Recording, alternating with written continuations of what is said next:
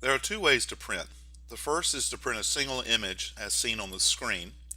The second is to combine multiple images or jobs onto the same sheet of paper. And this is done through the Jobs folder function found in the Admin section. We will look at both methods. The first is printing a single image from the screen. Start by clicking on Print, provide a name, and if you wish to include a product bleed line, check the box. Click OK. Click to print. This will open your print manager. Verify the correct printer is being used. If you have more than one printer, select the appropriate one here from the list. If you're using the VJ628, you will also be required to choose the proper ink set. Currently, the print manager supports Dual CMYK, ProPhoto XF, and ProPhoto. If you're working with the SG printers, the SG800 and SG400, you will be dealing with pages. If you're working with the VJ628, you'll be working with roll paper. We're going to focus on the SG series using the SG800 for this example. Once you've chosen the proper printer, choose the substrate you'll be printing on. Click the down arrow to see a complete list.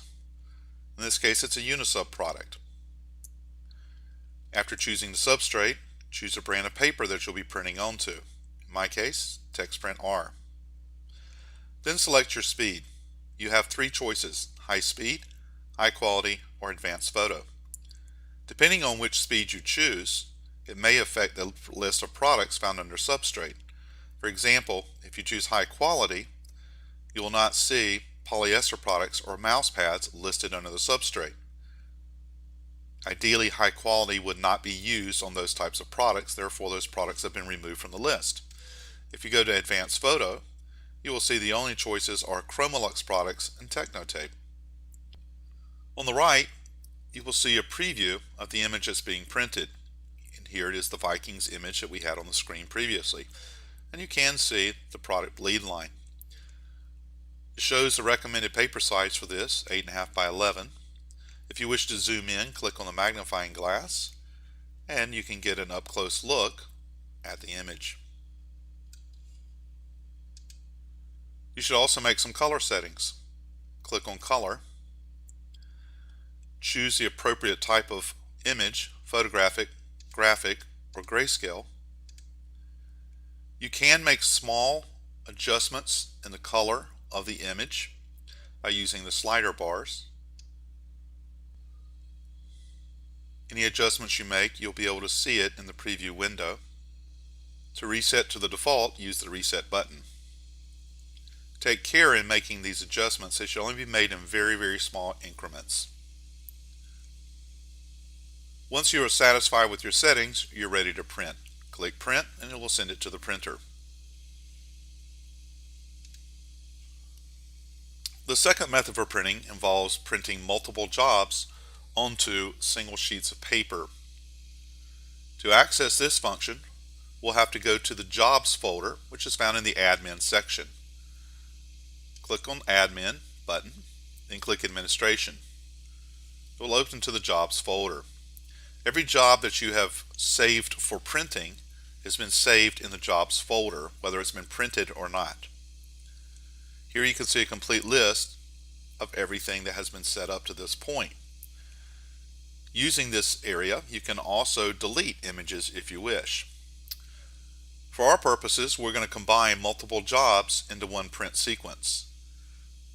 We're going to select the Mavericks license plate, and we're going to print 2 of these. We're going to select the Cracovia plaque, and we're going to print 4 of these. We're going to select this coaster and print 6 of them. And we'll add one more. We'll use the Vikings coaster and we'll produce 4 images for this one. Once the selections have been made, click the Print button. This will send the images to the Print Manager and the Print Manager will open on your screen. The first thing is to verify the correct printer is showing. If you have a different printer than what's been selected, make sure you make the choice. If you're using the VJ628, you will also need to choose the correct ink set. Currently, 3 ink sets are supported: Dual CMYK, ProPhoto XF, and ProPhoto. Choose the correct one for your situation. You'll also notice that working with the VJ, everything revolves around roll paper. If we're working with the SG 800 or 400, then we have individual sheets and different paper sizes available. Your next step is to choose the correct substrate. In this case, it'll be Unisub products. Choose the proper paper. I'm using TextPrint R. And then choose the appropriate speed: high speed, high quality, or advanced photo. Depending on the speed setting, you may get different options listed under substrates. For example, high speed, you'll get all the substrates.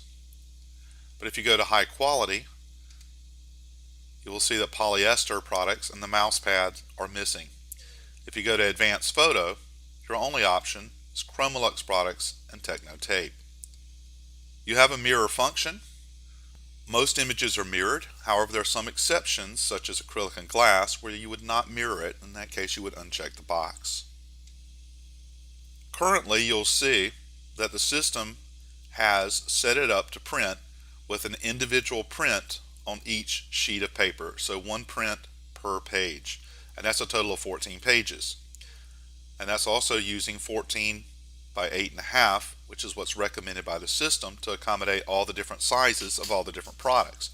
However, 14 pages of individual images is not a very efficient way to print.